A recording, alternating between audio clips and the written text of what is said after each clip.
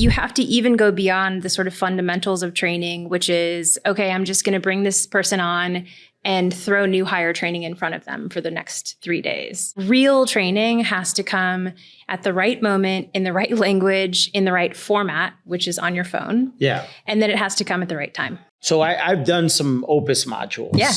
And like they're fun. Like training's not supposed to be fun. Like I'm having fun. It's engaging. It's amazing. Yeah. You've kind of changed the model a little bit.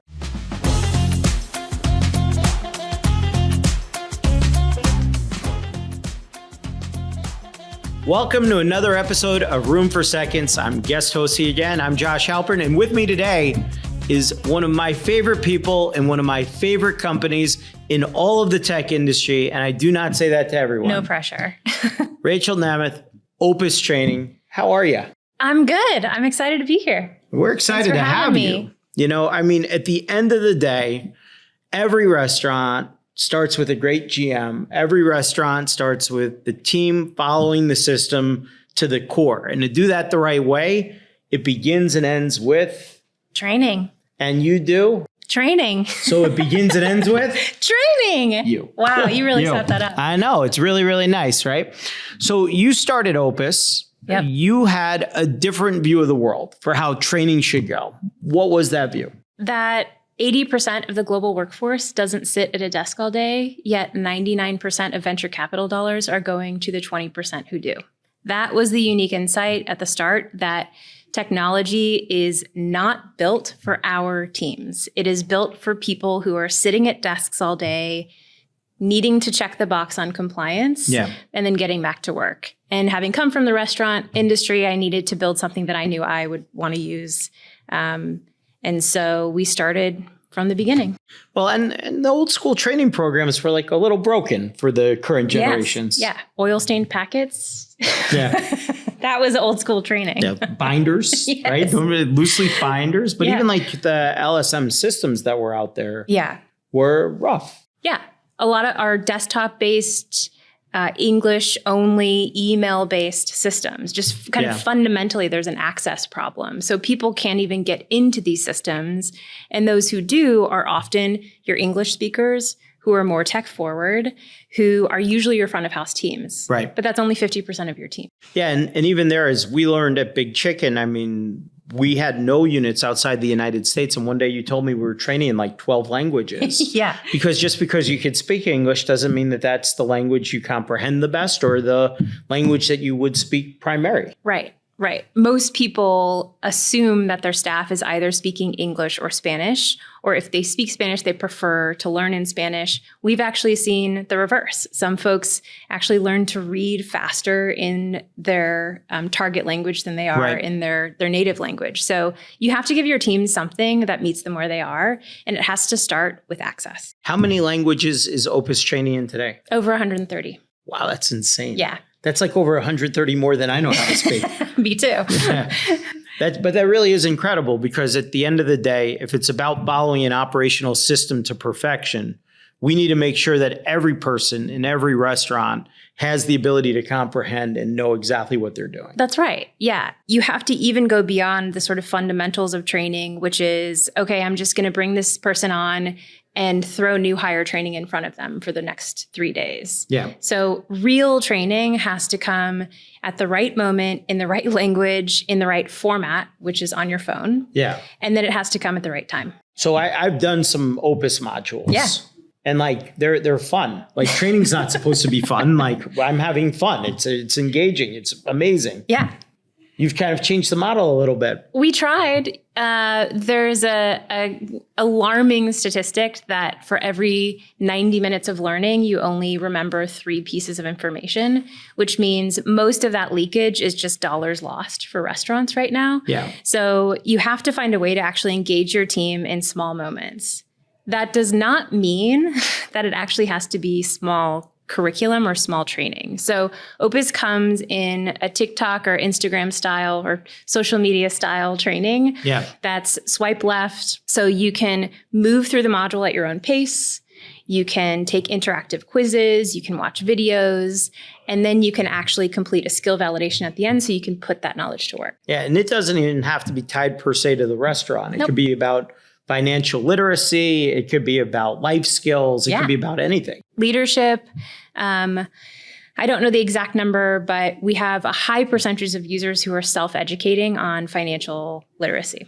It's pretty incredible, actually. Yeah. Yeah. And I mean, if we're doing this right and we're trying to take care of the full ecosystem, like, remember the old Apple? There's an app for that. And I think I've shared this with you before, right? Shared it. Like, there should be there's a module for that, you know? Well, and I won't reveal too much, but the AI has done so much, and we've been able to really leverage new technology in meaningful ways and quickly. So what that means is that I think the future of training is going well beyond lessons, courses, modules, quizzes, and into real-time, real-life training that actually hits you in the moment when you need it. Take AI chat, for example. That is going to change the training game for restaurants. I'm Greg Majewski, and I've been a multi-unit operator for 26 years. I know how great it feels owning the right franchise brand, but choosing the right franchisor feels even better. At Craveworthy Brands, our hospitality-driven culture sets us apart because we're invested in your success at every single stage of your journey. We're operators alongside you, paving the way forward to give you a head start on greatness. Start your franchise journey at craveworthybrands.com. Well, you had something that I thought was transformative earlier this year through your partnership with Ovation. Yeah. Right? All of a sudden, you're able to take guest feedback and leverage that back into training for teams. Talk a little about that. When we talk about meeting people where they are, and this has now become sort of a buzz phrase, the way that we feel about it is really around real-time learning. So the problem to solve here was that marketing teams are holding all of this great knowledge. Ovation is collecting all of that knowledge about your guests. But sometimes it takes 2, 3, 4 months to actually bring that down to training. And then they have to build some sort of training to counteract whatever trends are happening. We have actually integrated directly with Ovation and other guest feedback platforms in order to use basically AI anomaly detection, pipe it against a specific location, region, franchise, and be able to send recommendations directly to your team. Do you need to reassign it? Do you need to build something? Maybe training never happened and you need to talk to your team about it. So it takes training from a reaction to really being the tip of the spear. Proactive. Yeah. There's nothing worse than seeing your star rating dip and knowing that you could have prevented it 3 months ago. Well, and the truth of the matter is, and we've all been there, we all prefer that restaurant that isn't the best. It's not the best. We prefer it, but it's not the best cup of coffee, or it's not the best Chinese food, or it's not the best. But we prefer it because the staff is incredible. Service, yeah. The service, right? So even just the ability to drive engagement and to get people excited. And if you're more casual dining or sit down, the ability to teach people how they can maximize their tips and all of the things that matter, right? So they're providing the best guest experience so that the guest keeps coming back over and over again. Yep.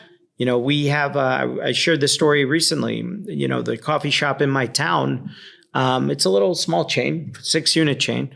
And there's a woman who works there. And the minute you walk in, if she knows you, and she knows almost everyone who's ever been there 5 times, she's like, hey, I'll pour your coffee. You come up, grab your coffee and pay when it's your turn in line. And you're like, you can't replace that level of hospitality. And you can't necessarily train for it, but you teach people how to unlock it within themselves. And you know what I would add to that is I think a lot of that comes back to great manager training. Yeah. You know, the frontline teams, John Taffer said it earlier, a lot of this is about EQ. It's about bringing on people who really represent the brand and the service that you're trying to evoke. But the real problem that we see in restaurants every day is about building a bench and building the right leaders. Yeah. And so that's where training and the magic of teaching managers how to be better coaches and trainers can really bring your service to life. And that point is so key because most people look at training and they say, here's my front of house training, here's my back of house training. Yeah. And I remember you took me out for dim sum a year ago to have a very serious conversation with me. And you ultimately said, look, you guys are using only 1 or 2 of our use cases. There's 8 use cases. Yeah. Because at the end of the day, through a training platform like Opus, you should be doing training for your GMs. You could be doing training for your franchisees. You could be doing training for local store marketing folks. You'd be doing even executive training to make sure that people are getting exactly what they need to make them the best at their job. 90% of restaurants are only deploying, whether they use Opus or not, 90% of restaurants are only using their LMS for new hire training. Right. It's because it's such a desperate issue. And those first 90 days are so critical. So they're just churning people and burning all of that training. And so think about, like the tens of thousands of dollars that restaurants are paying, and it's all being guided toward just one piece of the employee life cycle. Yeah, it's that old quote where the CFO says, what happens if we spend all this money on training and they leave? The CEO says, what happens if we don't spend money on training and they stay, right? Yeah.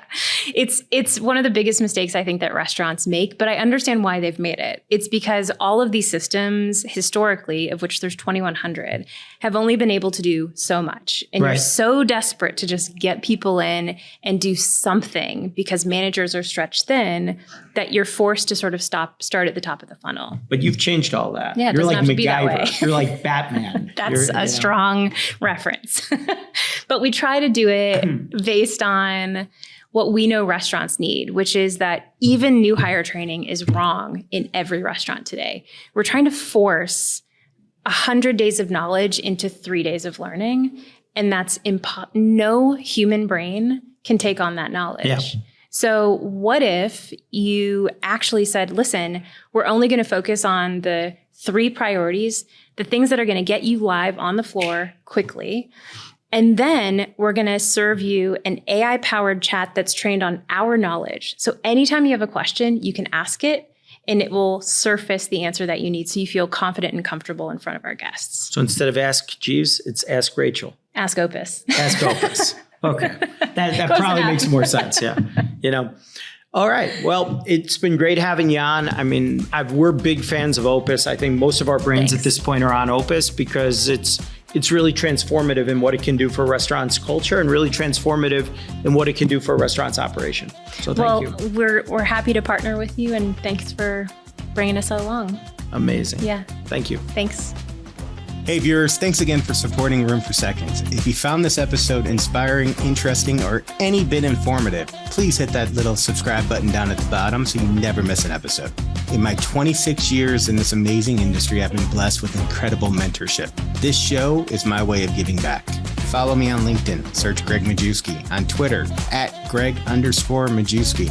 If you still have room for more, visit our website at media.craveworthybrands.com. You'll find more videos, shows, notes, blogs, resources, and an easy way to get in touch with the Craveworthy Brands team.